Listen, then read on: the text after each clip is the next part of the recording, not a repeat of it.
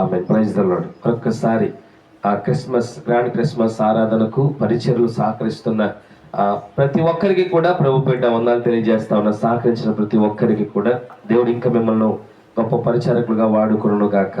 ఆమె ఈరోజు డేట్ ఎంత? 28, 29, 28. ఏ నెల? డిసెంబర్ నెల. ఏ సంవత్సరం? 2025. ఈ 2025వ సంవత్సరము మరి 3 రోజుల్లో ఏం చేయబడుతుంది? 5/6 వస్తుంది. హల్లెలూయా. కుటుంబాల్లో గృహాల్లో నూతనమైన క్యాలెండర్లు ఆల్రెడీ తగిలిచ్చారు. నాకు తెలుసు కొత్త క్యాలెండర్లు వచ్చినాయి. సంవత్సరం దాటక ముందు ఏమైపోయినాయి? మా ఇంట్లో కూడా 2026 క్యాలెండర్ పెట్టేసాం. సంవత్సరం ముగించబడక ముందే ఏమొచ్చినాయి మన కుటుంబాల్లోకి? క్యాలెండర్లు వచ్చినాయి. అనగా ముందుగానే మనం ఏం చేసాం? సరి చేసేసాం. కానీ దేవుడు అడుగుతున్నాడు, ఓకే నచ్చింది నాకు కూడా. సంవత్సరం ముగించక ముందే మీరు క్యాలెండర్స్ మార్చారు. సంవత్సరం రాకముందే 31st నైట్ ఎలా సెలబ్రేషన్ చేసుకోవాలని ఆలోచన కలిగి ఉన్నారు. సంవత్సరం ముగించబడక ముందే వచ్చే సంవత్సరం ఏం చేయాలా, ఏం కొనాలా అని ఒక నూతనమైన ఆలోచన. మొన్న ఒక బ్రదర్ ఏదో చెప్పాడు, ఈ సంవత్సరం కొంటానని. నేను అడిగితే ఆ బ్రదర్ అన్నాడు, అన్న ఈ సంవత్సరం కాదన్న, కొత్త సంవత్సరంలో కొత్తగా కొన్నాం. ఆడి ముహూర్తాలు కూడా ఏం చేశారు? సిద్ధపడైపోయినాయి. కానీ దేవుడు అన్నాడు, ఓకే ఇదంతా బాగానే ఉంది, కానీ మనము చేయాల్సినటువంటి కొన్ని విషయాలు, ఆత్మీయ విషయాలు మనం జ్ఞాపకం చేసుకుందాం. దేవుడు ఈ రోజున మనకు చెప్పే ఒక మంచి వాక్యం ఏంటంటే, సరి చేసుకోవాలి. ఏంటిది? సరి చేసుకోవాలి అనగా సరి చూసుకోవాలి. మనం ఏదైనా ప్రయాణమై వెళ్తున్నప్పుడు ఒక 3 రోజుల్లో ప్రయాణం ఉందనుకోగా ఏం చేస్తాం? ఇప్పటి నుంచే ఏం చేస్తామమ్మా? బట్టలన్నీ ఇస్త్రీ చేస్తున్నాయా, లేకపోతే రిజర్వేషన్ చేయించుకున్నామా లేదా, లేకపోతే వాటికి కావాల్సిన సరుకులు ఉన్నాయా లేవా? ఎందుకని? మరి కొద్ది రోజుల్లో ప్రయాణమై వెళ్తున్నాము. ఆ ప్రయాణానికి ముందుగానే ఏం చేస్తాం? సరి చూసుకుంటాం. 1కి 10 సార్లు చెక్ చేసుకుంటాం. అవసరమైతే ఎక్స్ట్రా కూడా తీసుకుని పోతాం. కానీ దేవుడు అన్నట్టుగా మరొక ప్రయాణం మీకు ఒక 3 రోజుల ముందు సిద్ధంగా ఉంది. మీరు మరొక సంవత్సరం మీదకి ప్రయాణం చేయబోతున్నారు. ఈ 2025వ సంవత్సరం ప్రయాణం ఇక్కడ ముగించబడుతుంది. ఈ 2026వ ప్రయాణము మీకు మరి 3 రోజుల్లో ప్రారంభించబడుతుంది. కాబట్టి దేవుడు మనతో చెప్పేది, సరి చూసుకున్నారా? సరి చూసుకుంటున్నారా? భక్తుడు రాస్తారు పాట, కేసల్ గారు. ఆనందయాత్ర ఇది ఆత్మీయ యాత్ర, యేసుతో నూతన యెరూషలేము యాత్ర, మన యేసుతో నూతన యెరూషలేము యాత్ర. యేసు ప్రభువు వారితో నూతనమైన యాత్ర మరలా ప్రారంభిస్తున్నాం. దేవుడు అంటున్నాడు, పాతవి గతించెను, సమస్తము కూడా కృతమైపోయినాయి. ఎప్పుడు కృతమైపోయినాయి? క్యాలెండర్ మారిన వెంటనే కృతం అవ్వో. నీ హృదయంలో క్రీస్తు వస్తే నూతనమవుతాయి. హల్లెలూయా. సరే, ఇప్పుడు నేను కొన్ని విషయాలు మీకు తెలియపరుస్తాను. రోమీలు రాసిన పత్రిక 12వ వచనంలో ఏమి సరి చూసుకోవాలనే విషయాన్ని జ్ఞాపకం చేస్తాను. రోమీలు రాసిన పత్రిక 12వ అధ్యాయం 2వ వచనం.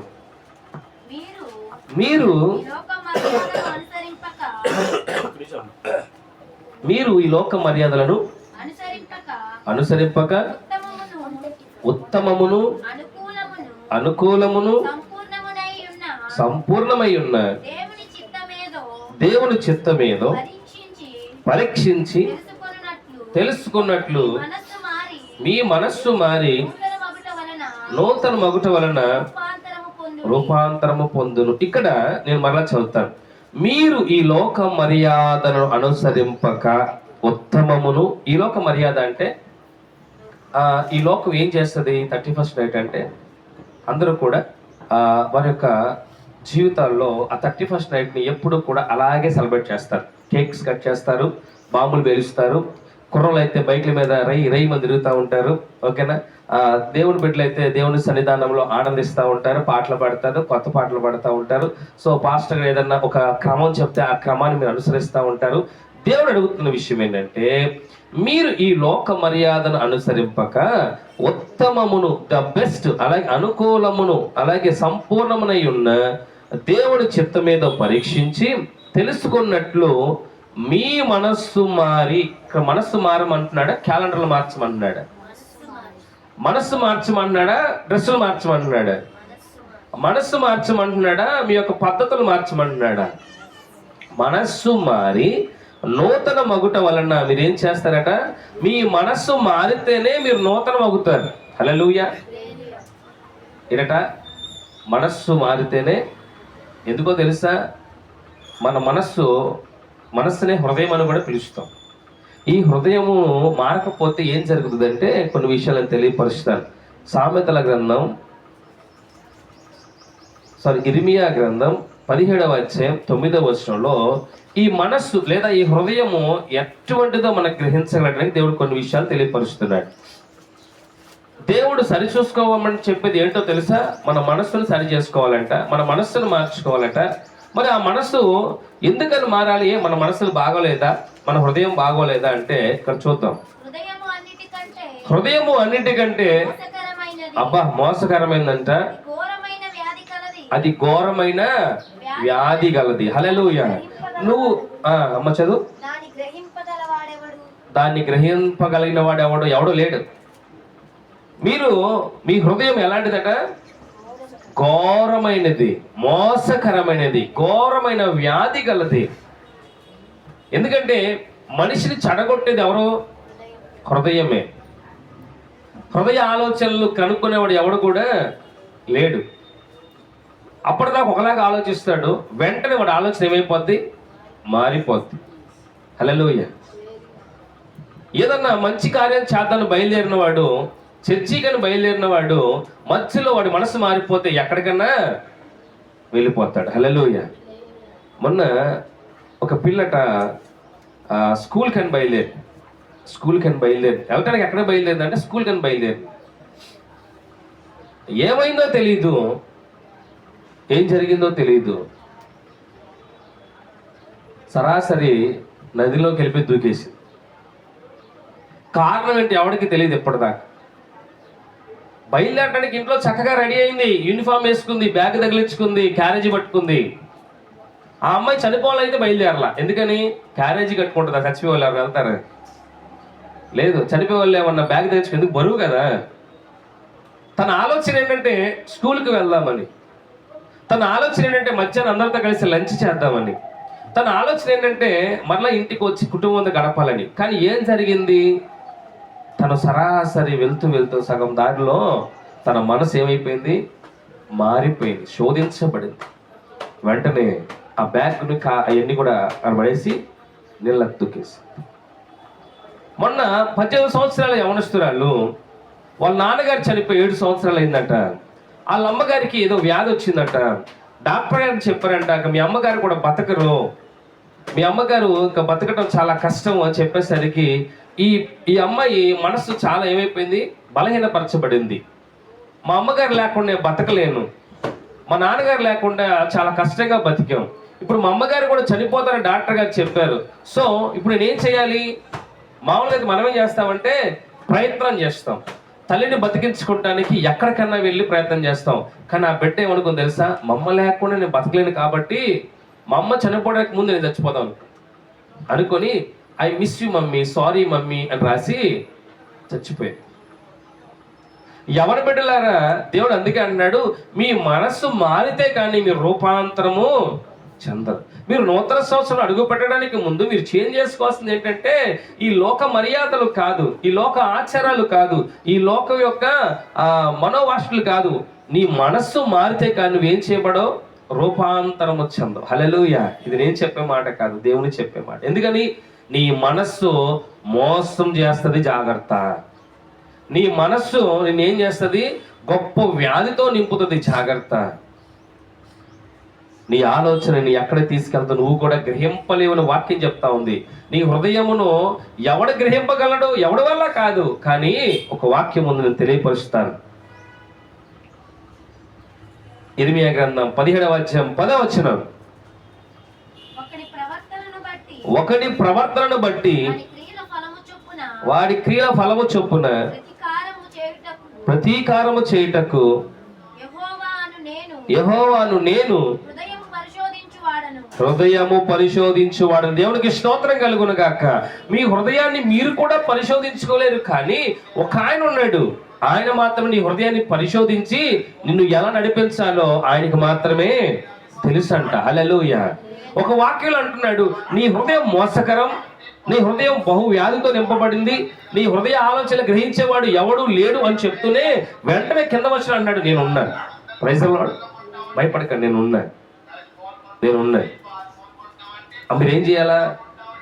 నీ హృదయాన్ని ఆయనకి అప్పగించాలి. హల్లెలూయా. చివరి వర్షంలో కూడా ఏముంటుందంటే కీర్తన గ్రంథం 34లో ఉంటుంది, ఆయనకి కావాల్సింది ఎలాంటి హృదయం తెలుసా? విరిగి నలిగిపోయి వేసారిపోయిన హృదయమే ఆయనకు కావాలి. సమస్త ప్రజలకు కూడా ధనం ఉంటే సంతోషం అనుకుంటారు, లేదా వారి అవసరాలను తీర్చబడితే సంతోషం అనుకుంటారు, కానీ దేవుడు అన్నాడు, మీ హృదయం అన్నిటికంటే మోసకరమైనది, ఎంతటి ధనవంతుడు అయినా అని నాకు తెలిసినటువంటి ఒక వ్యక్తి ఉన్నాడు, రాజుగారు. ఆయనకి దరిదాపు ఒక 50-60 మెడికల్ షాపులు ఉంటాయి అన్న. ఒక 50-60 ఆదిత్య మెడికల్ స్టోర్స్ అని ఆయనకు ఉన్నాయి. గొప్ప కోటీశ్వరుడు. అయోధ్య నగర్లో పెద్ద బిల్డింగ్ ఉంది. చాలా ఆస్తిపరుడు, మంచి వ్యక్తి, అనేక మందికి సహాయం చేసే మంచి గుణం ఉన్నటువంటి వ్యక్తి. కులాన్ని చూసేవాడు కాదు, మతాన్ని చూసేవాడు. ఎవరైనా శ్రమంలో ఉన్నారంటే వారిని ఆదరించేవాడు, మొక్కుమావం తెలియకపోయినా. ఆయన ప్రత్యక్షంగా చూడలేకపోయినా అన్న చెప్పాడు. ఆయన టార్గెట్ ఏంటంటే, నేను ఈ రాష్ట్రంలో, ఈ తెలుగు రాష్ట్రాల్లో ఒక 100 లేదా ఒక 1000 మెడికల్ షాపులు స్థాపించాలి.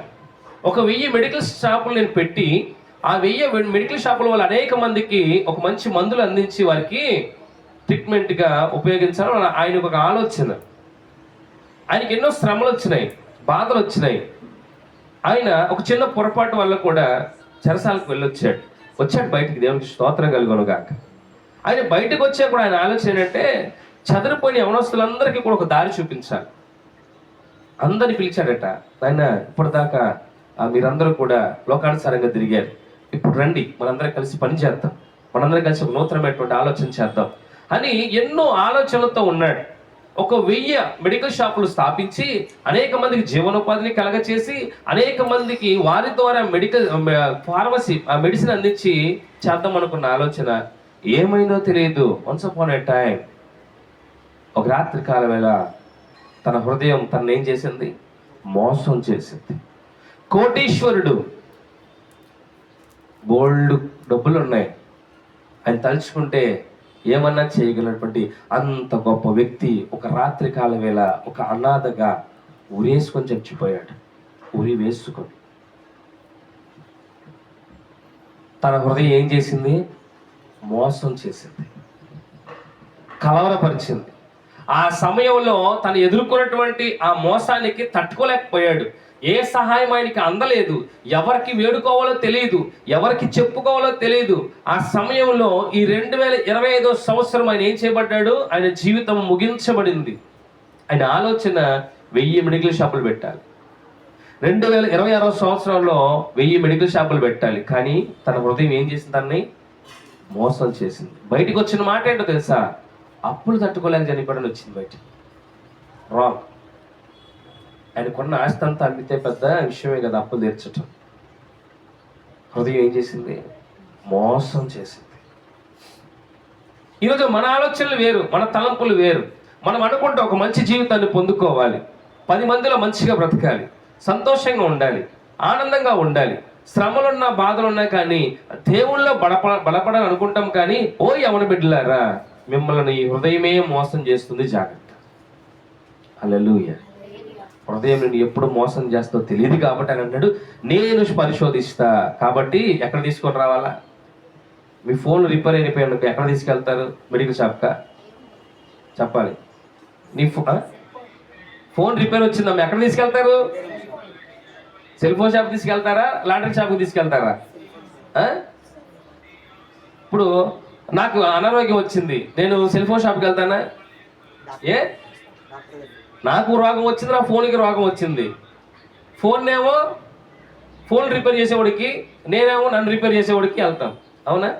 వాడు నాకు ఇంజక్షన్ వేస్తాడు, అక్కడ ఆడేమో ఏదో వేస్తాడు. అవునా? మరి ఈ రోజున నీ హృదయానికి రిపేర్ వస్తే నువ్వు ఎక్కడ తీసుకెళ్తున్నావు? నీ హృదయం మోసంతో నింపబడి రోగం వచ్చిందట, భయంకరమైన రోగం అంట హృదయానికి. ఆ రోగం ఎక్కడో తెలుసా? ఆ హృదయము, ఆయన ఒక పాట పాడాడు యేసన్నగా, జాన్ వెస్లీ గారు. ఏ పాట అంటే, దేహానికి గాయమైతే కుదుట పడును కదా, హృదయానికి ఎవరు చూడగల, మంచి పాట పాడాడు. దేహమునకు గాయమైతే కుదుట పడును కదా, గుండె గాయము నరుడికి తెలియనా? తెలీదు. ఎవరు తెలుస్తుంది? దేవాది నేను పరిశోధిస్తా. I'm here, don't fear. Hallelujah. నేనున్నా. మీ హృదయమును, మరొక మాట యోహాను సువార్త తీయొద్దుగా 14:1 ఉంటుంది, మీ హృదయములను కలవరపడనీయకుడి, ఎందుకంటే కలవరపరిచేవాడు నీ పక్కనే ఉంటాడు కాబట్టి. ఈ 2026 సంవత్సరంలో ఎన్నో ఆలోచనలు, ఎన్నో తలంపులు, మరి ఎన్నో ఉద్దేశాలతో నింపబడ్డటువంటి ఓ మనిషి, మీ హృదయమును కలవరపడనివ్వద్దు. ఎలా కలవరపడనీయద్దు అంటే, ఇదిగో నీ హృదయం వాంఛలనేది ఎరిగిన వాడు ఒక ఆయన ఉన్నాడు, ఆయనకి అప్పగించు. హల్లెలూయా. మీరు ఒంటరిగా కూర్చోండి. ఇప్పుడు ఇంత కూర్చున్నారు, చక్కగా వాక్యం వింటున్నారు. ఇంటికి వెళ్ళి ఒంటరిగా కూర్చోండి. బోల్డ్ తలంపులు వస్తాయి, చెడ్డ ఆలోచనలు వస్తాయి, చెడ్డ తలంపులు వస్తాయి. హల్లెలూయా. ఎందుకు ఇక్కడ రావు? ఇక్కడ ఎందుకు రావు? నాకైనా మీకైనా ఇక్కడ ప్రార్థన చేసుకోవాలంటే చాలా ప్రశాంతంగా ఉంటుంది. ఇంట్లో ప్రార్థన చేసుకోండి, చేసుకోబుద్ధి కాదు. అనగా దేవుని సన్నిధానములో మీ హృదయ వాంఛలు ఎరిగిన ఒక ఆయన ఉన్నాడు. మీ హృదయంలోకి చెడ్డ ఆలోచన రాని కూడా ఆయన ఏం చేస్తాడు? కాపుదలు తయారు చేస్తాడు. హల్లెలూయా. అందుకే అన్నాడు, నా యొద్దకు రండి, ప్రయాసపడి భారం మోసుకొనిచున్న సమస్త జనులారా నా యొద్దకు రండి. మీ వల్ల కాదు. నీ హృదయం బాగు చేసుకోవడం నీ వల్ల కాదు. నీ కుటుంబాన్ని బాగు చేసుకోవడం నీ వల్ల కాదు. చాలా మంది చూడండి, ఇంట్లో భార్య భర్తలు గొడవపడటం, భర్త ఏం పొందుతాడు? హృదయ వేదన, మందుకు వెళ్ళిపోతాడు. భర్తతో భార్యకి గొడవ అవుతుంది, ఏమో మనస్తాపం చెందుతుంది, పుట్టింటికి వెళ్ళిపోతుంది. తల్లిదండ్రుల వల్ల బిడ్డలకు మనస్తాపం చెందుతుంది, వాళ్ళు ఎవడో ఒకటి పట్టుకుని తిరుగుతూ ఉంటారు రోడ్ల మీద. కుటుంబాన్ని కట్టుకోవటం మన వల్ల కాదు. ఎందుకని? ఎంత సేవకుడైనా నేను కూడా ఒక టైంలో ఏం చేయబడతా? కలవరపరచబడతా. అని అన్నాడు, మీ వల్ల కాదు. సో ఏం చేయండి? నేనున్నా పరిశోధించటానికి. నేను మీకు ఏం చేస్తాను? నీ విరిగి నలిగిపోయిన మురికి గుడ్డతో నింపబడేటువంటి ఆ హృదయాన్ని తీసుకొని నా రక్తంతో శుద్ధీకరించి నేను ఎలా తీసుకెళ్తాను? మరణానికి అలా అప్పగిస్తా, పరిశుద్ధంగా అప్పగిస్తా. నీ మురికి జీవితం, పాపిష్టి జీవితాన్ని తీసుకుంటాను. జక్కయ్య జీవితము పాపి అని పిలువబడింది. ఆ హృదయం ఎప్పుడైతే యేసుప్రభువు వారి దగ్గరికి వచ్చి మార్పు చెందిందో, వెంటనే ఆయన అబ్రహాము కుమారుడు అని ఇచ్చాడు. అమ్మన్నే తీసుకున్నాడు, ఇచ్చాడు. వితిన్ సెకండ్లో. అప్పటిదాకా వీడు పాపి పాపి అన్నాళ్ళందరూ కూడా యేసుప్రభువు వారు పాపి కాదురా, అబ్రహాము కుమారుడు అనగానే చప్పట్లు కొట్టారు. దేవునికి స్తోత్రం కలుగును గాక. ఈ రోజున ఈ 2025వ సంవత్సరము చివరి దినాల్లో నువ్వు ఏ వ్యాధితో నింపబడ్డావో నీకు కూడా తెలియదు. నీ గురించి 10 మంది ఏమనుకున్నారు నీకు తెలియదు. కానీ దేవుడు అంటున్నాడు, నువ్వు ఏ స్థితిలో ఉన్నా నీ హృదయం నాకు అప్పగించు. మన వల్ల కాదండి, నా వల్ల కాదు. నేను వెళ్ళి 4 మాటలు చెప్పగలుగుతాను, కానీ ఒకరిని వారి హృదయం మార్చటము నా వల్ల కాదు. నేను అందుకే ఇక్కడికి వచ్చినప్పుడు ఏం ప్రార్థన చేసుకుని వస్తాను తెలుసా? దేవా, నేను ఆ ప్రాంతానికి, నువ్వు నాకు అప్పగించిన ప్రాంతానికి వెళ్తున్నా, నాకంటే ముందుగా నువ్వు అక్కడికి నీ మహిమను తోడుగా ఉంచి బంధింపబడ్డ ప్రతి కుటుంబాన్ని కూడా విడిపించి నీ సన్నిధికి నడిపించు దేవా. నా వల్ల కాదయ్యా. నేను రమ్మని మాత్రమే పిలుస్తా, కానీ వారు రాలేరు. కానీ నాకంటే ముందుగా నువ్వు ఇన్వాల్వ్ అవ్వు. హల్లెలూయా. ఎందుకంటే నాకంటే గొప్పవాడు కదయ్యా, మాకంటే గొప్పవాడి, లోకాన్ని సృజించిన వాడా, నీకే అప్పగిస్తున్నా. వారి హృదయాలు ఎలా ఉన్నాయో నాకు తెలియదు. పైకి వందాలు చెప్తారు, లోన ఏమనుకుంటారో నాకు తెలియదు. పైకి ప్రైజ్లాడు చెప్తారు, వారి హృదయం ఎలా ఉందో తెలియదు. కాబట్టి వారి హృదయాంతరంగం నాకు తెలియదు, కానీ నీకు తెలుసు కదా, అయితే నువ్వే నాకంటే ముందుగా వెళ్ళయ్యా అని పంపిస్తా. హల్లెలూయా, హల్లెలూయా. దేవునికి మహిమ. అందుకే నా ప్రార్థన ఏమో మా అంటం గారు వచ్చారు. హల్లెలూయా, హల్లెలూయా. నాకంటే ముందుగా ఎవరు వచ్చారు? అంటమ్మ హృదయాన్ని దేవుడు తట్టి, నేను అడగలేదు, పిలవలేదు, ఆంటమ్మే వచ్చారు. దేవుడు మాట్లాడాలనుకుంటే ఎలాగన్నా మాట్లాడతాడు. దేవుడికి నువ్వు కావాలి అనుకుంటే ఎలాగన్నా తీసుకొచ్చుకుంటాడు. హల్లెలూయా. ఒక వ్యక్తిని దేవుడు అభిషేకించి వాడుకుంటున్నప్పుడు అతని హృదయం సగం మధ్యలో చెల్లాచెదరైపోయి లోకానుసారంగా వెళ్ళిపోయాడు. దేవుడి ప్రణాళిక ఏమో తనని ఒక సేవకుడిగా వాడుకోవాలని, దేవుడి ప్రణాళిక ఏమో ఆ వ్యక్తిని ఒక ఉన్నతమైన స్థానంలో ఉంచి తన వాక్కుగా ఉపయోగించుకోవాలని. కానీ తనేమో హృదయాన్ని కలవరపరుచుకొని లోకానుసారంగా జీవిస్తూ ఉంటే వన్స్ అపాన్ ఎ టైం తనకు ఒక యాక్సిడెంట్ జరిగింది. ఒక కాలు పోయింది, ఒక కాలు తీసేశారు. ఒక కాలు తీసేస్తే తనకేం అర్థం కాలేదు. హాస్పిటల్లో ఉన్నప్పుడు వాళ్ళ అమ్మగారు వచ్చి బోర్ నేర్చారే, నీకేం చెప్పాను రా, నీకు ముందే చెప్పా, ఈ లోక మర్యాదలు మనకు వద్దు నాన్న, ఈ లోకాశలు మనకు వద్దు నాన్న అని ఎన్నోసార్లు చెప్పాను, కానీ ఈ రోజున నువ్వు అవుతాడు అయిపోయావురా అంటే ఆ వ్యక్తి అంటాడంట, డాక్టర్ గారిని పిలువమ్మా, ఒకసారి డాక్టర్ గారితో మాట్లాడాలి పిలువ అంటే వాళ్ళ అమ్మగారు డాక్టర్ గారిని పిలుచుకొస్తే, సార్ నన్ను చంపేయండి సార్, నేను ఇలా అవుటోడ్లా బతకలేను సార్, మొన్నటిదాకా ఆడుతూ పాడుతూ ఆనందంగా ఉన్న నేను ఈ 2 సంకలు 2 కర్రలు పట్టుకునే బతకలేదు సార్, దయచేసి ఏదో ఇంజక్షన్ చంపేస్తారంట కదా, నన్ను కూడా మా అమ్మకు తెలియకుండా చంపేయండి సార్ అని ఆ డాక్టర్ గారితో మాట్లాడాను. ఇలా బతకలేదు సార్, నేను దాకా 2 కాళ్ళు కలిగి ఆనందంగా బండ్ల మీద ఒక ఎదురు టైర్ వెనక టైర్ లేపుకొని తిరిగాను సార్. ఈ రోజు ఒక అవిటోడు గారు ఇది కుంటోడ్రా అంటారు సార్, దయచేసి నన్ను చంపేయండి సార్, మీకు దండం పెడతాను సార్, నాకు బతుకొద్దు సార్ అంటే ఏ డాక్టర్ అలా చంపడు కదా. వాళ్ళ అమ్మగారిని పిలిచమ్మా, మీ అబ్బాయి ఇలా అంటున్నాడంటే వాళ్ళ అమ్మ వచ్చింది, నాన్న బాధపడక నాన్న, దేవుడు నేను వదిలేసేవాడు కాదు అంటే, ఇంకేం వదలాలమ్మా, నేను కుంటోని అయిపోయాను, ఒక కుంటోని అయిపోయినావు, నన్ను ఎవడు గౌరవిస్తాడు, నన్ను ఎవడు పలకరిస్తాడమ్మా అంటే, ఒకళ్ళ జీవితం నీకు వద్దు నాన్న, దేవుణ్ణి అడుగురా అంటే అప్పుడు ఆ యవనస్తుడు విరిగి నలిగిపోయిన ఆ కుంటి హృదయాన్ని దేవుడికి అప్పగించాడు. హల్లెలూయా. పాస్టర్ గారి దగ్గరికి 2 సంకల్లో కర్రలు పెట్టుకుని వెళ్ళాడు. పాస్టర్ గారికి వందలు చెప్పాడు, అయ్యా ఎట్టుందంటే, కాలు తీశారు కదా పాస్టర్ గారు, ఇంక నేను ఏం చేయలేను, కాబట్టి ఇప్పుడు నన్ను మీరు ఏం చేయమంటే అది చేస్తాను, నేనా పరిచర్య చేయలేను, పట్టాలు వేయలేను అయ్యా, మరి నేను ఏమి కట్టుకోలేను, ఏ డెకరేషన్ చేయలేను, ఇప్పుడు ఒక కుంటోడు మీ దగ్గరికి వచ్చా, నన్ను ఏం చేయమంటారు, నేను చేసే పని నాకు చెప్పండి, బతుకున్నంత కాలమైనా ఈ మందిరాన్ని విడిచేయాలని చెప్పి అతను చెప్పాడంట. ఆ పాస్టర్ గారు అంటున్నానా, నడవగలుగుతావా? 3 కాళ్ళు ఉన్నాయ్యా. హృదయము కలవరపడినప్పుడు నాకు 2 కాళ్ళు ఉన్నాయి, కలవరపరిచిన హృదయం నన్ను చేసినప్పుడు 3 కాళ్ళు వచ్చినాయ్యా, నాకు ఇప్పుడు నడుస్తాను అయ్యారంటే కొన్ని పాంప్లెట్ ఇచ్చి పంచానట. పంచగలుగుతావా? పంచుతాను అయ్యారు. ముజాన బ్యాగ్ వేసి బ్యాగ్లో పాంప్లెట్ ఇచ్చి, నీకు ఓపిక ఉన్నంత వరకు పంచు అంటే, అప్పటిదాకా బాధపడ్డవాడు ఆ పాంప్లెట్ పంచుతున్నప్పుడు అనేక మంది తిడుతున్నారంట, అనేక మంది గొప్పగా పొగుడుతున్నారట. తనుకున్నాడంట, ఎవరు ఏమనుకున్నా కానీ దేవుని పని చేయాలనుకొని ఆ కుంటి యవనస్తుడు పరిచయం చేస్తా ఆ పాంప్లెట్లు పంచుకుంటున్నాడంట. ఒక రోజున పాస్టర్ గారు పిలిచి, మీరందరూ ఇన్ని సంవత్సరాలుగా ఇంత పరిచర్యలో ఉన్నారు కదా.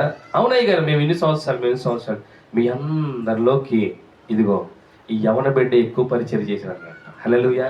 ఈ 3 నెలల దరిదాకా 10,000 పాంప్లెట్లు పంచాడు, 10,000 స్వార్థ పత్రికలు పంచాడు. ఈ రోజున తను పంచినటువంటి ఈ పత్రిక వల్ల ఇదిగో ఈ సైడ్ ఉన్న ఈ 30 మంది వచ్చారన్నాడంట. దేవునికి స్తోత్రం కలుగును గాక. ఆ పిల్లోడికి అర్థం కాలే, కొత్త వాళ్ళు వస్తూ ఉంటారు కదా అనుకున్నాడు. కొత్త వాళ్ళు వస్తే పట్టించుకోవాలి, ఎందుకని తన పని ఏంటి, పాంప్లెట్లు పంచటం.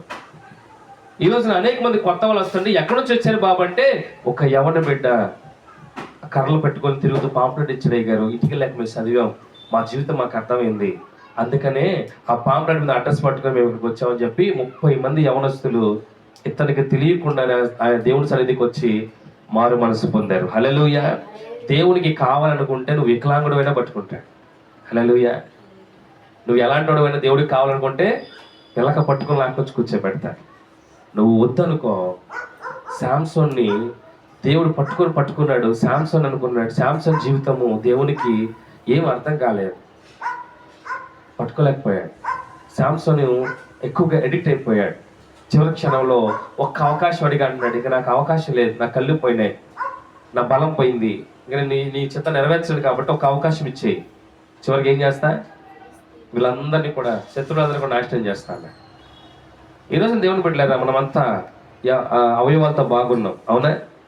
దేవుడు కోరుకునేది నీ విరిగి నలిగిన మనసుతో దేవుని సన్నిధికి వస్తే నీ హృదయ వాంఛలేంటి ఆయనకి తెలుసు కాబట్టి నీ హృదయంలో ఉన్న కుళ్ళును ఆయన ఏం చేస్తాడు? తీసివేస్తాడు. హల్లెలూయా. ఎందుకని? నువ్వు రూపాంతరం చెందటం ఆయనకి ఇష్టం.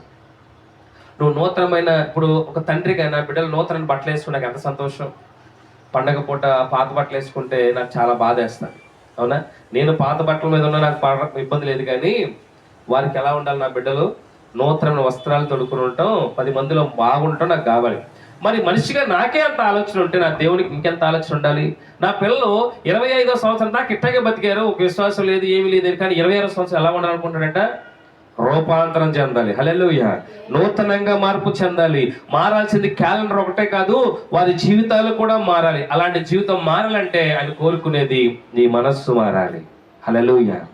ఈ మనస్సు మారితే దేవుడు అడుగుతున్నాడు, నీకు నేనేం చేస్తాను? నూతనమైనటువంటి రూపాంతరం ఇస్తా, మీ జీవితాలు మారుస్తా, ఎక్కడ తలదించుకున్నావో అక్కడ తల ఎత్తుకునే కృప నీకు ఇస్తాను. హల్లెలూయా.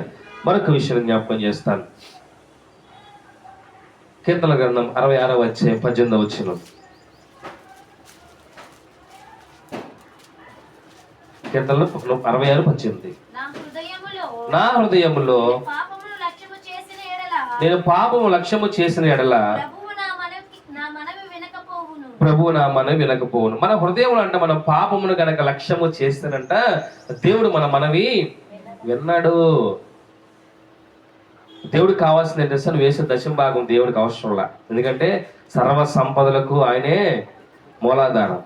హల్లెలూయా. దేవుడికి కావాల్సిన వేసిన వస్త్రాలు కాదు, నువ్వు ఇచ్చే కానుక, నువ్వు ఇచ్చే బియ్యమో లేకపోతే ఇంకోటి కాదు. ఆయనకి కావాల్సిన తెలుసా?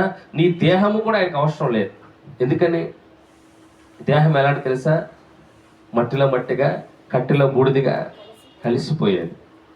దేవుడికి కావాల్సిన ఏంటి తెలుసా? ఇప్పుడు నా ఫోన్ బాగుండాలనుకోండి, నా ఫోన్లో ఒక ఇంపార్టెంట్ ఉంటుంది. ఫోన్ ఒకసారి ఇవ్వన్నా చెప్తాను అర్థమయ్యే రీతిగా. ఈ ఫోన్ ఇంత అందంగా ఉంది కదా, ఈ ఫోన్ ఇంత అందంగా ఉంది, చాలా బాగుంది, పని చేస్తుంది అన్న మంచి ఫోటో కూడా పెట్టుకున్నాడు. ఓకేనా? ఇవన్నీ మనకు కనపడటానికి ఇందులో చాలా చిన్న ఉంటుంది. చిన్న మదర్ బోర్డ్లో ఒక చిన్న ఐసీ ఉంటుంది, సిపియు అంటారు దాన్ని. ఇంతే ఉంటుంది, ఇంత బాక్స్ ఉంటుంది. ఇంత పెద్ద ఫోన్, ఇంత కలర్ఫుల్ ఫోన్, వీడికి యూట్యూబ్లు, ఫేస్బుక్లు, లేకపోతే స్నాప్చాట్లు, లేకపోతే నువ్వు ఆనందంగా గడపడానికి పాటలు, వీడియోస్, ఇవన్నీ రావడానికి ఈ మొత్తము అందమైనటువంటి ఫోన్లో ఒక చిన్న సిపియు ఉంటుంది. ఇది బ్లాక్ కలర్లో ఉంటుంది. అది ఎవరికి కనిపించదు. అది తీరని ఒక మెకానిక్కే తెలుస్తుంది. అది కూడా చాలా జాగ్రత్తగా రిపేర్ చేస్తారు. దాన్ని చూడగలిగిన వాడు ఎవరు? Mobile mechanic. నీకు కనపడుతుందా? లేదు. ఇంకొక గొప్ప విషయం ఏంటంటే ఇవన్నీ బయట దొరుకుతాయి. ఈ డిస్ప్లేలు, ఈ చుట్టుపక్కల ఉన్నటువంటి అందం, ఈ పౌచ్లు, ఈ డిస్ప్లేలు, లేకపోతే నీకు అందరు రకరకాల స్కిన్లు, కెమెరాలు, ఈ డిస్ప్లేలు, ఇవన్నీ కూడా బయట దొరుకుతాయి. కానీ ఆ సిపియు ఒక కంపెనీ ఓడి దగ్గరే దొరికింది. దాన్ని ఎవడైతే చేస్తున్నాడో, ఏ కంపెనీ ఓడి అయితే ఆ సిపియు తయారు చేశాడో, ఆ చిన్న ఐసీ ఇంకెక్కడ దొరకదు, వాడి దగ్గరే దొరుకుతుంది. లేదా అలాంటి ఇంకొక ఫోన్లోంచి తీసివేస్తారు.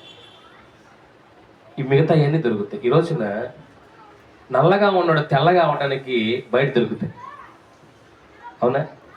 తెల్లగా ఉన్నాడు నల్లగా అవడానికి కూడా, లావుగా ఉన్నాడు సన్నగా అవ్వచ్చు, సన్నగా ఉన్నాడు లావు అవ్వచ్చు, అందహీనుడు అందంగా అవ్వచ్చు, అందగాడు అందహీనుడు కూడా అవ్వచ్చు. కానీ నీ హృదయమును మాత్రము నువ్వు సరి చేసుకో. నీకు ఎక్కడ ఆ మారు మనసు పొందటానికి నువ్వు ఏ షాపింగ్ మాల్కి వెళ్ళినా నీ మనసు అయితే మారదు. ఏ సినిమా చూసినా ఏడుస్తావేమో కాసేపు, కానీ నీ మనసు ఆ కొద్దిసేపే. మరి ఎక్కడ మారుతుందంటే ఆ హృదయాన్ని కలుగ చేసిన ఒక మెకానిక్ ఒక ఆయన ఉన్నాడు. ఆయన అన్నాడు, నీ హృదయమును పరిశోధించి వాడను నేనే.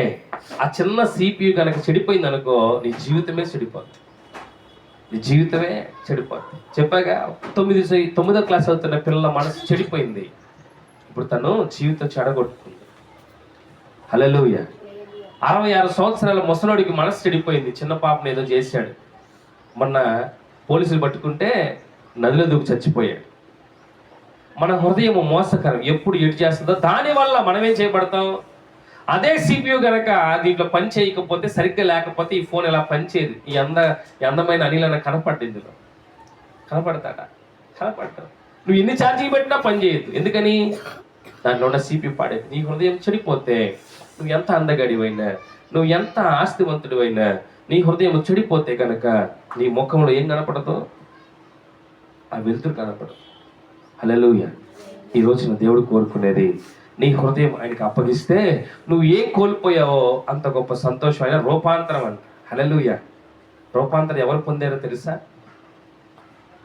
రూపాంతరం యేసుప్రభువు వారు పొందాడు. హల్లెలూయా. ఆయన లోకానికి వచ్చి 3 రోజులు తిరిగి లేచి ఆయన కొండ ఎక్కి రూపాంతరము చెందాడు. ఎక్కడికి? పరలోకానికి రూపాంతరం వెళ్ళిపోయాడు ఆయన.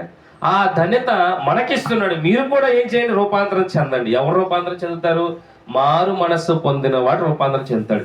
ఎవడైతే నేను ఇప్పటిదాకా ఒకలాగా అన్నాడో వాడి ఎదుట దేవుడిని ఏం చేస్తాడు? దేవుని బిడ్డగా చప్పట్లు కొట్టే విధంగా చేస్తాడు. హల్లెలూయా. కాబట్టి ఈ చివరి ఆదివారం మనము సరి చేసుకొని సరి చూసుకోవాలి. హల్లెలూయా. మన ప్రయాణం, నూతన ప్రయాణం ప్రారంభించబడింది. మేము వచ్చే సంవత్సరంలో ఒక ఊరు వెళ్దాం అనుకున్నాం అందరం కలిసి. దానికి ఎప్పటి నుంచి ప్లాన్ వేద్దామంటే ఈ సంవత్సరం నుంచి ప్లాన్ వేస్తున్నాం. అవలా. కానీ వచ్చే సంవత్సరం ఏమనుకుంటున్నాం?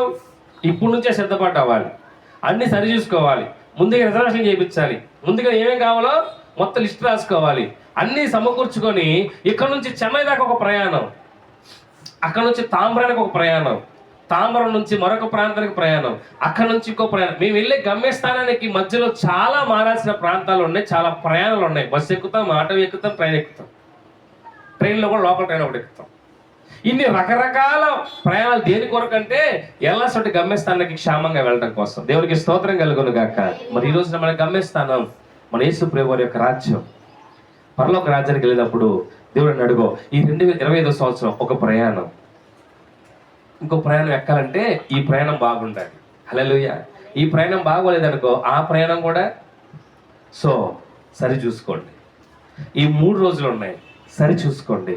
నూతనమైన సంవత్సరం అడుగుపెట్టేటప్పుడు నువ్వు ఎలా ఉండాలి తెలుసా? ఎనర్జెటిక్గా ఉండాలి, బలము పొందుకోవాలి. నూతన సంవత్సరంలోనికి అడుగుపెట్టే ముందు నూతన ఆలోచనలతో వెళ్ళాలి.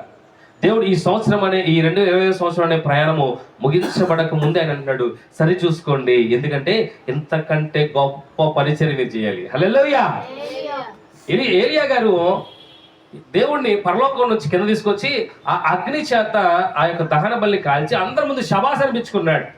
450 మంది ప్రవక్తలు ఎదురుగా ఒకే ఒక్కడు నిలబడి ఎవరు నిజమైన దేవుడో చూపించినటువంటి ఆయన ఆ యొక్క రాణి భయపెట్టింది, నేను చంపేస్తాను రేపట్లో పని. ఆ భయానికి ఏం వెళ్ళిపోయాడు? ఒక చెట్టు కిందకి వెళ్ళిపోయి, ఒక పాదు కిందకి వెళ్ళిపోయి, దేవా నన్ను చంపేసేయి, నన్ను తీసుకెళ్ళిపో, నాకు భయంగా ఉంది, నాకు ఈ ఆత్మీయ జీవితం చాలు అని తన హృదయం ఏమైపోయింది? కలవరపరుచుకున్నాడు. ఆయనకాయనే కలవరపరుచుకున్నాడు. 450 మంది ప్రవక్తలు కలిసి బయలుదేవతకు పూజలు చేశారు, ఆరాధన చేశారు. కానీ ఆ బయలుదేవత వచ్చి ఆ దహన బలిని తీసుకోలేదు. కానీ ఏలియా గారు దేవాదేవునికి మొరపెట్టగా ఆకాశం నుంచి అగ్ని వచ్చి ఆ యొక్క దహన బలిని కాల్చివేసింది. అందరూ కూడా నమ్మారు. ఆ 450 మంది అబద్ధ ప్రవక్తలను చంపేశారు. దాన్ని ఎవరికి నచ్చలేదు? యెజ్బేల్ రాణికి నచ్చలే. యెజ్బేల్ రాణి అనేది, నా ప్రవక్తలను చంపుతావా, రేపట్లో నేను చంపేస్తానని చెప్పగలే. ఆయన ఏం చేశాడు? పారిపోయి ఒక చోట కూర్చొని అన్నం నీళ్లు మానేసి బాధపడుతుంటే నా దేవుడు అన్నాడు, ఏలియా నీ హృదయం ఎందుకు కలవరపరుచుకుంటున్నావు అని ఒక దేవదూతను పంపించాడు. దేవదూత వచ్చి ఆహారం పెట్టి ఆయన పరిచయం చేసి వెళ్ళింది. మళ్ళీ తినేసి పడుకున్నాడు, మళ్ళీ బాధపడుతున్నాడు. మళ్ళీ దేవదూత వచ్చింది, వచ్చి ఒక మాట, అద్భుతమైన మాట అంటుంది తెలుసా? శక్తికి మించిన ప్రయాణం ఉంది ఏలియా. హల్లెలూయా.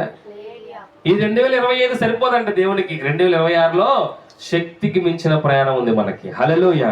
శక్తికి మించిన పరిచర్య ఉంది, శక్తికి మించినటువంటి ప్రాంతాలకి వెళ్ళాల్సి వస్తుంది, శక్తికి మించినటువంటి దేవుని భారం మోయాల్సి వస్తుంది. కాబట్టి ఏం చేయాలా? చాలా క్రిస్మస్ హ్యాపీగా జరిపించేసాం, ఎదురు చూసాం, సంవత్సరం అంతా చక్కగా మంచి పెద్ద స్టేజ్ చేసాం, కొన్ని వేల రూపాయలు ఖర్చు పెట్టి చక్కగా భోజనాలు చేసుకున్నాం, తిన్నాం, ఆనందించాం. అందరూ మమ్మల్ని చాలా మెచ్చుకుంటున్నారు. యూట్యూబ్లో మా వీడియోలు చూసి అందరూ కూడా కామెంట్స్ పెడతా ఉన్నారు, చక్కగా ఆ గ్రూప్లో వస్తారు. ఇంకా చాలు ప్రభువా, దేవుడు నో, గొప్ప ప్రయాణం ఉంది. ఇప్పుడు మీకు కలర్ఫుల్గా కనపడుతుందా? అసలు ఇది ఏముంది? 2026లో ఉందట. చెయ్యండి. నాట్యం ఆడిన వాళ్ళారా ఆరాధన నేర్చుకోండి. హల్లెలూయా. నాట్యమాడిన పిల్లలారా పరిచర్య చేయండి, స్వార్థ ప్రకటించాలి, వీధి వీధి తిరగాల అవసరమైతే దేవుని చిత్తం అయితే. ఎందుకని నూతన ప్రయాణం ఉంది, మనమంతా రూపాంతరం చెందాలి. ఇటువంటి నేను కొంతమంది ఇక్కడ మాట్లాడాను, చాలా సంతోషం అనిపించింది. ఈ 4 సంవత్సరాల పరిచర్యలో నేను సంపాదించుకుంది ఏమైనా ఉందంటే అది దేవుని యొక్క ప్రేమను ప్రకటించి ఎదుటివారికి దేవుని ప్రేమను అర్థమయ్యే రీతిలో దేవుడు ఒక పాత్రగా వాడుకున్నాడు. హల్లెలూయా. ఈ రోజు నా ఇదే ప్రాంతంలో అనేక మంది గౌరవించడానికి కారణం ఏంటంటే నా వెనకాల ఒకే ఆయన ఉన్నాడు. ఆయన ప్రేమను ప్రకటిస్తూ ఉన్నాను కాబట్టి నాకు వచ్చిన రెస్పాన్స్ నాకు చాలా సంతోషాన్ని ఇచ్చింది. నాకు మీటింగ్ జరిగినప్పుడు సంతోషం కంటే నేను కొంతమందితో మాట్లాడినప్పుడు వారి మాటల్లో వచ్చినటువంటి రెస్పాన్స్ నాకు చాలా నచ్చింది. వాళ్ళు మీటింగ్ గురించి మాట్లాడాల, లైటింగ్ గురించి మాట్లాడాల, పాటల గురించి, డ్యాన్స్ గురించి మాట్లాడేది, కానీ క్రీస్తు ప్రేమను బట్టి వారు నాకు రిప్లై ఇస్తున్నప్పుడు నాకు చాలా సంతోషం అనిపించింది. ఇది కదా దేవుడు కోరుకునేది. హల్లెలూయా. వారి మనస్సులు మార్చాడు దేవుడు, వాళ్ళు మతాలు మారల, మనసు మార్చుకున్నారు. దేవునికి స్తోత్రం కలుగును గాక. దేవుని వాక్కును స్వరముతో వింటున్న వారు ఏం చేయగలుగుతున్నారు? మనసును మార్చుకున్నారు. మరి మనం ఎలాగ ఉండాలా? ఇంకా బోధించేవాడు కరెక్ట్గా ఉంటే బోధ వినేవాళ్ళు మీరు కూడా ఉంటారు. అందుకే నేను ప్రతి విషయంలో కూడా నేను ఒక తీర్మానం తీసుకున్నాను. నిజమే ప్రభువా, నాలో ఇంకేమైనా చేదు ఉంటే దాన్ని తెంపుకుంటాను కూడా సిద్ధంగా ఉన్నాను. హల్లెలూయా. నా వల్ల కాదేమో, నువ్వే తొలగించు. నా హృదయం నా మాట వింది కాబట్టి నీవే నా హృదయం ఏం చేయి, నీ స్వాధీనపరచుకో. ఇప్పటిదాకా అపవాది చూసుకో నీలో ఈ మచ్చ ఉంది అని చెప్తుందేమో, ఆ మచ్చ కూడా నాలో లేకుండా చేయి ప్రభువా. హల్లెలూయా. దేవుణ్ణి అడుగుతున్నాడు. దేవుడు సంపూర్ణమైనటువంటి సేవలో పోయే ముందు దేవుడు కొన్ని హెచ్చరికలు ఇస్తాడు. ఆ హెచ్చరికలు కూడా మనం ఏం చేయాలా? తీసుకోవాలి. హల్లెలూయా. ఈ 3 దినాల్లో ఈ నూతన సంవత్సరం అడుగుపెట్టే యవన బిడ్డలారా, మీ అందరితో దేవుడు చెప్పేది, మీ హృదయములను కలవరపడనివద్దు. మీ హృదయము అన్నిటికంటే మోసకరమైనది, గొప్ప వ్యాధి గలది. అలాగే మీ హృదయమును పరిశోధించేవాడు నేను ఉన్నాను కాబట్టి దయచేసి మీరేం చేయండి? చివరి మాట చదువుకుని ముగించుకుందాం. కీర్తన గ్రంథం 34వ అధ్యాయం 17, 18, 19, 20. నీతిమంతులు మొరపెట్టగా యెహోవా ఆలకించును. ఇక్కడ నీతిమంతులు ఎవరు అంటే, ఇప్పటిదాకా మన వాక్యం విన్నారు కదా మీరందరూ కూడా దేవుని వాక్యాన్ని విని దేవుని నమ్మిన వారిగా మీరు ఉంటే మీరే నీతిమంతులు. మీ మొరట దేవుడు ఆలకిస్తాడు. తర్వాత వారి శ్రమలన్నింటిలో నుంచి వారిని విడిపిస్తాడు. మీకు ఏ శ్రమలు ఉన్నాయో దేవుని నమ్మే బిడ్డలారా, మీకు ఏ శ్రమలు ఉన్నాయి, మీరు కనుక దేవుని నమ్మి దేవుని వాక్యానుసారంగా నడుచుకునేవారై ఉంటే, మీ హృదయమును మీరు సరి చేసుకుంటే, మీ హృదయమును సరి చూసుకుంటే, మీ హృదయమును మీరు మార్చుకోగలిగితే మీ ఆలోచన మారుతుంది. కాబట్టి ఇప్పుడు దేవుడు అంటున్నాడు, మీ సమస్యలన్నీ కూడా తీర్చువాడు ఆయనేనంట. ఇదిగో విరిగిన హృదయము గల వారికి యెహోవా ఆసన్నుడు, నలిగిన మనస్సు కలిగిన వారిని ఆయన రక్షించును. ఈ రోజున అనేక మంది దేవుని సన్నిధికి రాకపోవడానికి కారణం ఏదో ఒక శ్రమ వల్ల వారి హృదయము విచ్ఛిన్నం అయిపోయింది, ఏదో ఒక సమస్య వల్ల విచ్ఛిన్నం అయిపోయింది, ఏదో ఒక మరణం వల్ల విచ్ఛిన్నం అయిపోయింది, ఏదో ఒక సమస్య వల్ల దేవుని సన్నిధికి రాలేకపోతున్నారు, ఏదో ఒక ఆలోచన వల్ల వారి హృదయం ఏమైపోయింది? బండబారిపోయింది. అయ్యా ఎందుకు రావట్లేదంటే, త్రాగుడయ్యా. ఎందుకు తాగుతున్నావు? ఒక సమస్య. అమ్మ ఎందుకు రావట్లేదు? కోపం అయ్యా. ఎందుకు కోపం? ఇంట్లో ఒక సమస్య. ఇలాగా కొన్ని సమస్యల వల్ల, కొన్ని ప్రమాదాల వల్ల, కొన్ని క్రియల వల్ల వారి హృదయం ఏమైపోయిందంట? విరిగిపోయింది, నలిగిపోయింది, అల్లాడిపోతుంది. దేవుడు అంటున్నాడు, నీ హృదయం విరిగిపోయిందా? నేను ఇంకా దగ్గరికి వస్తా. హల్లెలూయా. ఆసన్నుడను నేను. విరిగిపోయిన హృదయమా? ఆసన్నుడను. నలిగిపోయిన హృదయమా? చదువమ్మా. నలిగిన హృదయానికి వారికి అంటే ఏం చేస్తాడు ఆయన? నలిగిన మనస్సు గలవారిని ఆయన రక్షిస్తాడు. హల్లెలూయా. Is a mechanic. నువ్వు విరిగిపోయినా నలిగిపోయినా ఆయన ఏం చేస్తాడట? మరలా నీ దగ్గరికి వచ్చి నిన్ను రక్షిస్తాడట, సరి చేస్తాడట. లోకం నిన్ను ఇంకా నలగొట్టింది, కానీ దేవుడు అంటున్నాడు, నలగొట్టే వారి దగ్గర నుంచి నువ్వు ఎందుకు వెళ్ళిపోవట్లా బయటికి? చాలా మంది చూడండి, మనల్ని అవమానపరిచే వారి దగ్గర ఎక్కువ ఉంటాం, వారి మాటలే పట్టించుకుంటాం, వారి ఆలోచనలన్నీ తిరుగుతూ ఉంటాం. దాని అంతా అర్థం ఏంటంటే మన హృదయాన్ని మనం ఏం చేస్తాం? నాకు రాత్రి నిద్ర పట్ల నిన్న ఒక ఇష్యూ జరిగింది ఉదయకాలం. నేను ఎందుకు ఆలోచిస్తున్నా అంటే, నాకు అదే ఆలోచన వస్తూ ఉంది. అనుకున్న దేవా, నేను నా వల్ల కాక ఏసయ్యా ఏసయ్యా ఏసయ్యా ఏసీ అనుకుంటూనే ఉన్నా. అడి తిరుగుతున్నా వారన్నమాట, ఇడి తిరుగుతున్నా వీరన్నమాట. అసలు నా హృదయాన్ని సాతాను ఏం చేసింది? బలహీనపరిచింది. నేను ఒకటే చేశాను, దేవా నాకు ఈ ఆలోచన రాకూడదు, దేవానికి స్తోత్రం, దేవానికి స్తోత్రం అని ఈ 2026లో ఒక ప్రాంతంలో పరిచయం స్టార్ట్ చేద్దాం అనుకున్నా. దాని గురించి ఎక్కువ ఆలోచించడం మొదలెట్టాను, నిద్ర పట్టేసి. హల్లెలూయా, దేవునికి మహిమ కలుగును గాక. నేను నలగొట్టే వారి దగ్గర నువ్వు ఏం చేయకూడదు, ఉండకూడదు. నిన్ను విరగొట్టే వారి దగ్గర ఉండకూడదు అని అన్నాడు. నీ హృదయం వెలిగిపోయిందా, నేను నీకు దగ్గరగా వస్తా, పిలిస్తే. నేను వెలిగిపోయిందా, నేను రక్షిస్తా. చదువమ్మా. నలిగిన మనస్సు గల వారిని ఆయన రక్షించును, నీతిమంతునికి కలుగు ఆపదలు అనేకం వస్తాయంట, వాటన్నిటిలో నుంచి యెహోవాని విడిపించును. Praise the Lord. హల్లెలూయా.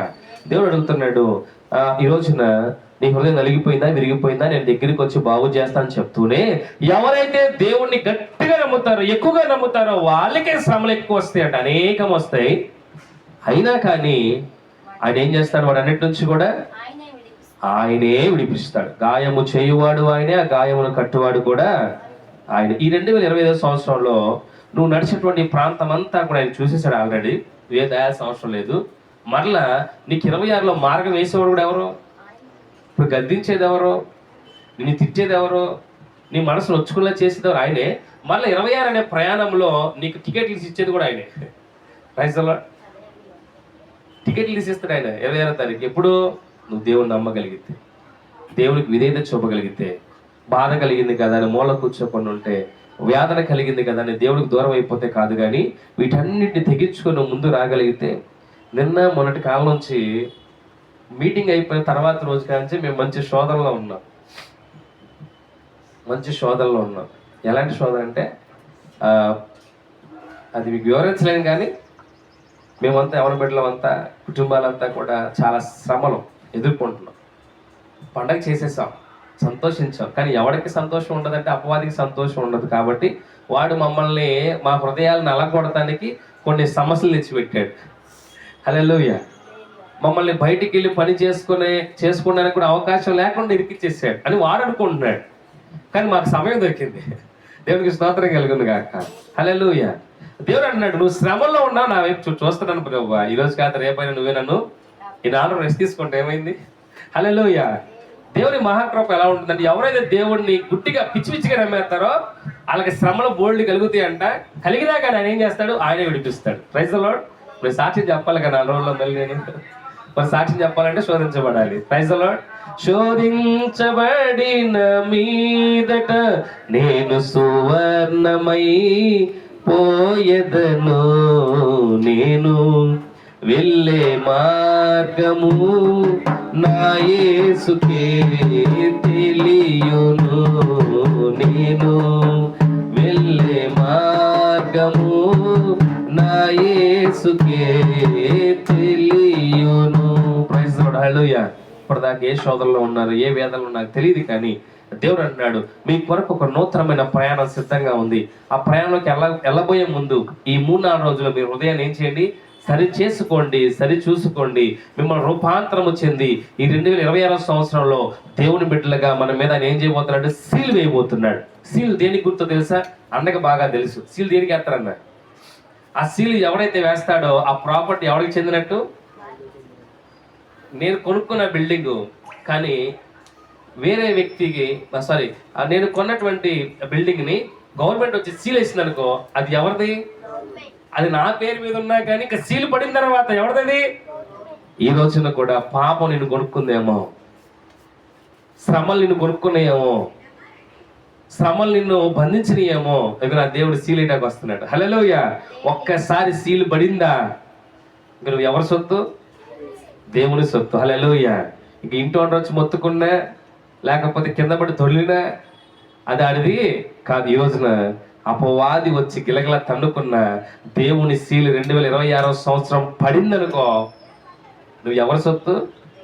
ఆయన సొత్తే. హల్లెలూయా. కాబట్టి ఈ 3 రోజులు కూడా ప్రయాసపడండి. ఈ 3 రోజులు ఒప్పుకోండి, సరి చేసుకోండి. దేవుని సీల్ పడిందనుకో 2026లో ఇంక నేను ఎవడు కూడా ఏమీ చేయలేడు. హల్లెలూయా. కాబట్టి దేవుని బిడ్డలారా, ఈ కొద్ది రోజులు కూడా విత్తబడిన వాక్యాన్ని బట్టి ప్రార్థనలో గడుపుతూ 2026 సంవత్సరంలో ఒక నూతనమైన మనస్సు పొందుకొని, నూతనమైన ఆలోచన పొందుకొని, రక్షించబడ్డ హృదయంతో నూతన సంవత్సరం అడుగు పెడదాం. దేవుడి మాటలు దీవించి ఆశీర్వదించును గాక. ఆమేన్. మోకరించండి, ప్రార్థన చేసుకుందాం. ఈ రోజున దేవుని వాక్యం స్పష్టంగా నీతో మాట్లాడింది, నాతో మాట్లాడింది. దేవుడి ప్రణాళిక ఎలాగుందంటే, నువ్వు 2026 సంవత్సరాలు అడుగు పెట్టేటప్పుడు ఏ మచ్చ నీకు ఉండకూడదు, ఏ డాగు నీకు ఉండకూడదు, ఏ బలహీనతలు నువ్వు ఉండకూడదు. ఇదిగో గత సంవత్సర కాలం అంతా కూడా ఇలాగే బతికావు. ఈ 2025 సంవత్సరం ముందు దాకా అలాగే బతికావు. ఏదో ఒక మచ్చ, ఏదో ఒక డాగు, ఏదో ఒక లోపం, ఏదో ఒక పాపం, ఏదో ఒక బలహీనత చేత నువ్వు ప్రతిరోజు కూడా మరకలు అంటించుకుంటా ఉన్నావు. దేవుడికి అడుగుతా ఉన్నాడు. కానీ దేవుడు చెప్పేది 2026 సంవత్సరం అడుగు పెట్టబోయే ముందు నువ్వన్నీ సరి చూసుకో. నువ్వు సరి చూసుకున్నావా, నీవు నా సొత్తు. నీ హృదయ అంతరంగంలో చూస్తా. నువ్వు ఎక్కడ అవమానించబడ్డావో అక్కడ నేను తల ఎత్తుకునేలాగా చేస్తా. నీ కుటుంబాన్ని సరిచేయవాడని నేనే. నీ హృదయాన్ని చూసి నువ్వు ఎవరి గురించి బాధపడుతున్నావో వారిని కూడా నేను సరిచేయగలవాడిని నేనని దేవుడు సెలవిస్తా ఉన్నాడు. అయితే నువ్వు సరి చూసుకో. నీ కుటుంబ పరిస్థితి, నీ ఆలోచన, నీ జాబ్ విషయం లేదా నీ చదువు విషయం, ఏ దేంట్లో బాధపడుతున్నావా, ఇబ్బంది పడుతున్నావా, అదిగో హృదయాంతరంగం చూసేవాడు ఒక ఆయన ఉన్నాడు. ఆయన అన్నాడు, నేను సరి చేస్తా, నేను బాగు చేస్తాను. కాబట్టి నువ్వు ఒకసారి సరి చూసుకో, సరి చేసుకో. ఈ రోజున దేవుని వాక్యం బలమైనటువంటి 2 అంచులు గల ఖడ్గం. నిన్ను ఒకవైపు రక్షిస్తుంది, దుష్టుని ఒకవైపున నిర్మూలన చేస్తుంది. కనుక నువ్వు ఇప్పటిదాకా పాపానికి సొత్తు అయి ఉండొచ్చు, బలహీనతలకు సొత్తు అయి ఉండొచ్చు, వ్యామోహానికి సొత్తు అయి ఉండొచ్చు, లేదా శరీర ఏడ్చలకు నువ్వు సొత్తు అయి ఉండొచ్చు. కానీ ఇదిగో నా దేవుడు సీల్ పట్టుకొని వస్తున్నాడు. సీల్ వేసుకుని ఎవడైతే దేవుని చేత రక్షించబడాలని ఆశ కలిగి ఉన్నాడో ఈ పాపిష్టి బంధకాల నుంచి ఇదిగో ఆయనే వచ్చి ఒక సీల్ వేయబోతున్నాడు. ఆయన ఒక్కసారి కనుక నీ మీద సీల్ వేశాడా, ఆయన ఎంతటి పాపాత్ముడైనా కానీ దేవుని సొత్తుగా మార్పు చెందుతాడు. ఇంకా ఆ ప్రాపర్టీ ఆయనదే. నీ జీవితం నీది కాదమ్మా, దేవునికి అప్పించు. నీ చేతిలో ఉంటే రకరకాల వ్యసనాలు నీలోకి వస్తాయి. నీ జీవితం నీ చేతిలో ఉంటే పాపం నీ దగ్గరికి వస్తుంది. నీ జీవితం నీ చేతిలో ఉంటే అవమానాలు, నిందలు వస్తాయి. దేవుడు అంటున్నాడు, నువ్వు నాకు అప్పగించావు నీ హృదయాన్ని, విరిగి నలిగిన హృదయం నాకు అప్పగిస్తే నేను దాన్ని బాగు చేసి నీతిమంతుడిగా నీకు అప్పగిస్తా. నీకున్న ప్రతి శ్రమ నుంచి విడుదల దయచేస్తా. అయితే హృదయపూర్వకంగా నమ్ముకో, సరి చూసుకో, సరి చేసుకో. ఈ అద్భుతమైనటువంటి చివరి ఆదివారమున దేవుడు మాట్లాడుతున్నాడు నీతో నాతో. ఒక్కసారి మన హృదయములను సరి చూసుకుందాం. ఇంకా ఏ లోపం ఉందో, ఏ పాపం ఉందో, ఏ అవిధేయత ఉందో, ఏ అనాలోచన ఉందో, నా కుమారుడా, నా కుమార్తె ఒక్కసారి సరి చేసుకోవాలని దేవుడు మనకు అవకాశం ఇస్తున్నాడమ్మా. ఒకసారి ఆలోచించు. ఈ 2025 సంవత్సరం డిసెంబర్ 28వ తారీఖు చూడలేని వారు అనేక మంది ఉన్నారు. ఈ రోజు చూడలేక మట్టిలో మట్టిగా, కట్టిలో బూడిదిగా కాల్సిపోయిన వాళ్ళు అనేక మంది ఉన్నారు. ఈ రోజు చూడలేక హాస్పిటల్లో మరణ పడక మీద ఉన్న వాళ్ళు అనేక మంది ఉన్నారు. కానీ ఈ రోజు నువ్వు సజీవంగా ఉన్నావు, సంతోషంగా ఉన్నావు, ఆరోగ్యంతో ఉన్నావు, ఆశీర్వాదంతో ఉన్నావు. మరి కొద్దిసేపట్లో ఇంటికి వెళ్ళి ఒక గొప్ప విందులో పాల్గొనబోతున్నావు. మరి ఆశీర్వాదం ఎందుకు వరకో తెలుసా? దేవుడు అంటున్నాడు, మీరు నాకు కావాలి, మీరు నశించిపోకూడదు, మీరు నాకు కావాలి. నా కుమారుడా, నా కుమార్తె నా యొద్దకు రా, నేను బాగు చేస్తా, నేను బాగు చేస్తా. This is the season, this is the reason. నువ్వు బాగుంటానికి కారణం ఒక ఆయన ఉన్నాడు. ఆయనను కోరుకుంటున్నాడు. ఈరోజు నీ జీవితాన్ని బాగు చేయాలని చూస్తున్నాడు. ఎక్కడ పడిపోయావో, ఎక్కడ మౌనంగా ఉన్నావో అక్కడ తల ఎత్తి అనేక మంది ముందు నేను ఒక గొప్ప వ్యక్తిగా దేవుడు చేయబోతున్నాడు. ప్రార్థన. మహాగణుడ, అతి పరిశుద్ధుడైన పరమ తండ్రి, నీ పాదాలకు స్తోత్రాలయ్యా.